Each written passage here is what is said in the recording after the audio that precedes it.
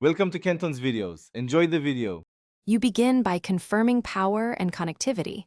Plug the charger in and connect to Wi-Fi so the device can verify credentials. Next, identify the Google account tied to the Chromebook and the recovery phone or email you can access. You'll need them for password reset or sign-in verification.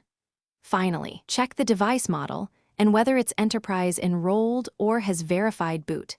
This matters because enterprise policies restrict factory reset and require admin action before unlocking.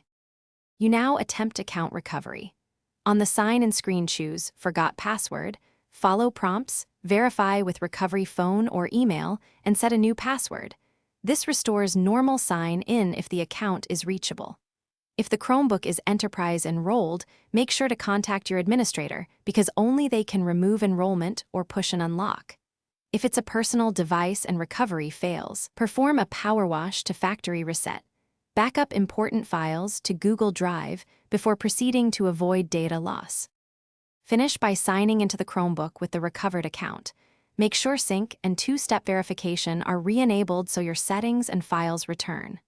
If a reset didn't work or the OS is corrupted, create a Chrome OS recovery USB using the Chromebook recovery utility on another computer, boot from it, and reinstall the system.